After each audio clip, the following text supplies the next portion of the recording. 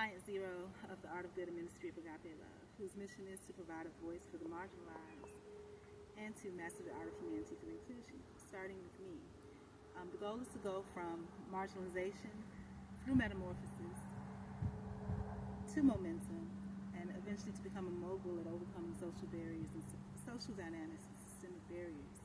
One of the ones I want to share with you today kind of entails my newsletter called Reports, where we report on things in the community that can be harmful. And a lot of times, people are not aware. On Halloween night, October 31st of 2025, between 9:11 p.m. and 10 p.m., there were items that were burned down to the ground. These items belong to an individual that uses the space as a creative workspace. There was a wheelchair that was brand new, which was their growth rover, and it was a nurturing hub. And it was provided to be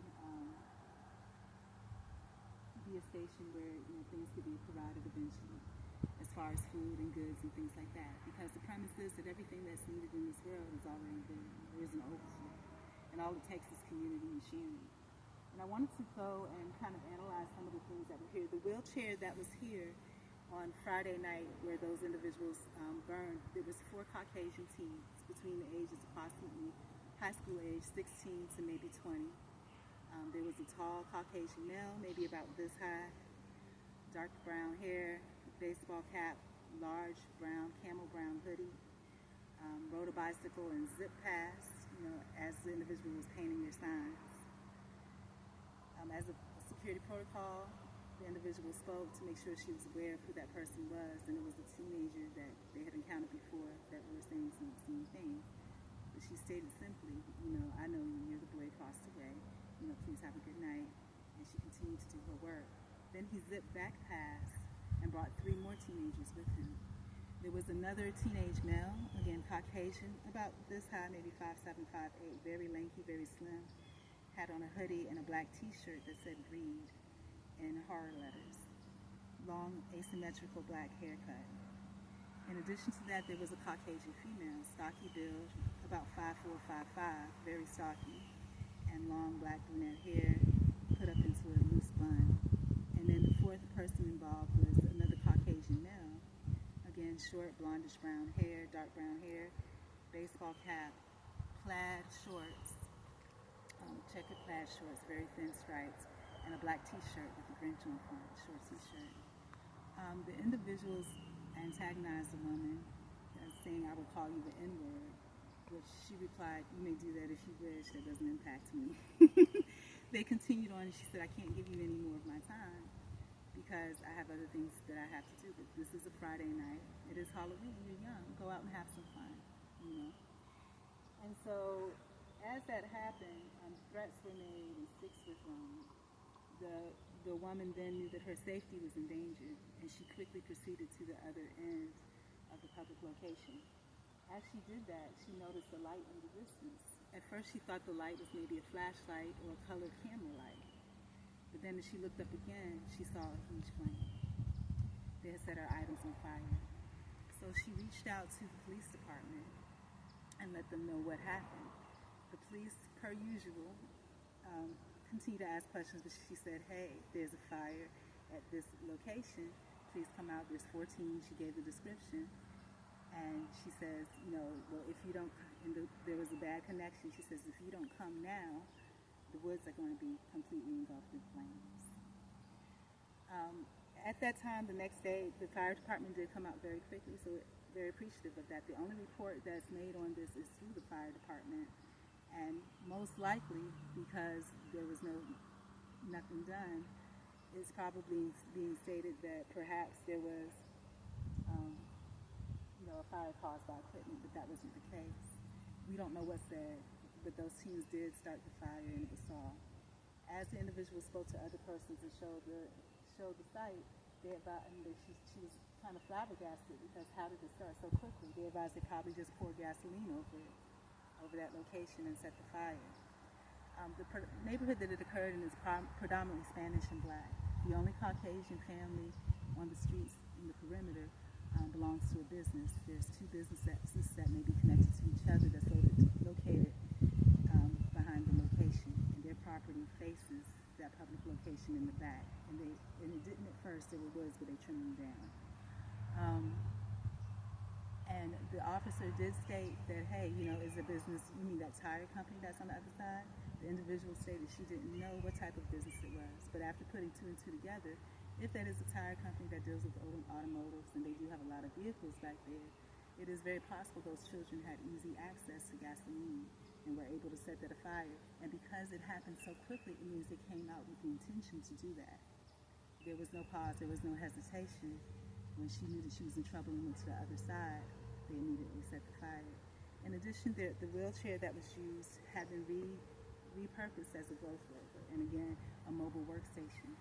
Not only did they set that fire on the 31st, they came back on Saturday, November 1st, through the same area, and the burnt wheelchair that was right here was thrown into the ditch. And I'm going to retrieve it so you can see the ramifications. I do have pictures of before and pictures of the commercial of these put together. This wheelchair was a brand new wheelchair that was donated by a neighbor in another community for use to be repurposed. There were brand new huge wheels, leather backing, leather seats, shiny chrome. Looking at this wheelchair now, it looks like it was probably underwater and submerged forever and rusted. But that's not the case. That's how hot the fire got. These youth don't have any concern for the neighborhood or the community because it could have, or their business, because it could have burned down this entire wooded section. Could have burned down community. There's ducks and geese and eggs and things like that that are here. Wildlife could have been damaged as well. Not to mention, had I continued working in that station, or had I been unaware, I could think that I'm that individual, just as I am founder and client zero. That individual is me. A female that's alone and, again, vulnerable. And the other leg was on this on Friday when it still stood this way. But just the forces in throwing it into the ditch dismantled it. So that shows how that fire actually was.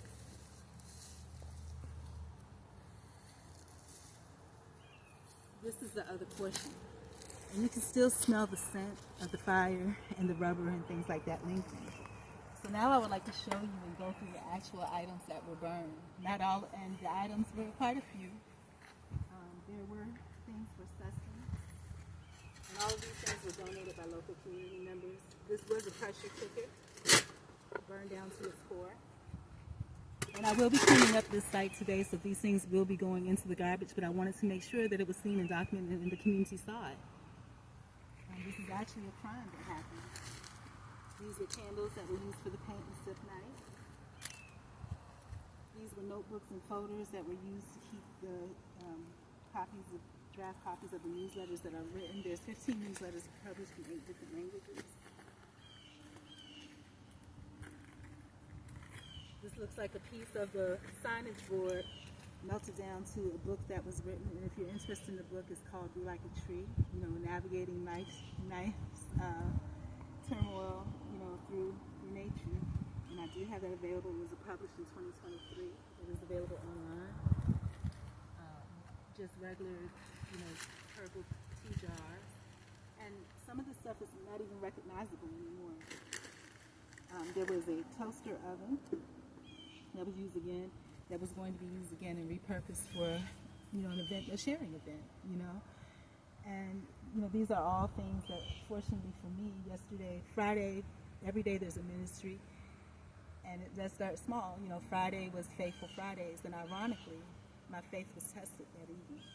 Saturday was Stillness Saturday, and on Saturday I was able to, find stillness and peace because I know, that the universe does take care of you.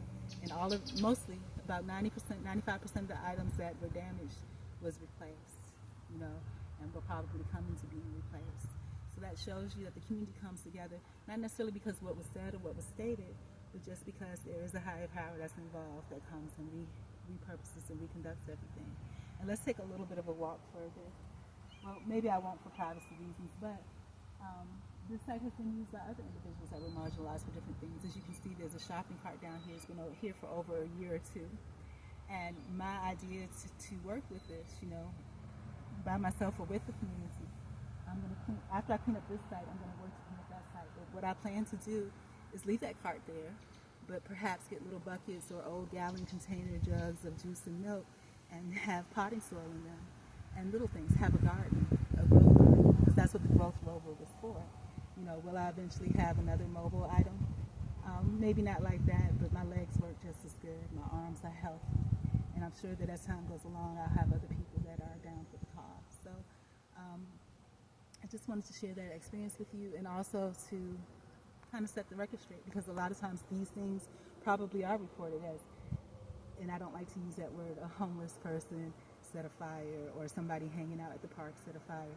Not the case. A lot of times there's individuals that are in the community that, and most people are good. You know, there's probably a 0.0001% of individuals in the community that, you know, are not doing the right thing.